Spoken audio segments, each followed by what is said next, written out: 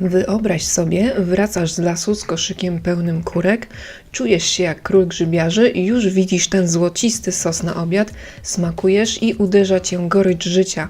I to dosłownie. Spokojnie, nie wszystko stracone. Zaraz zdradzę ci, jak mrozić kurki, tak żeby nie zmieniły się w gorzki żart natury.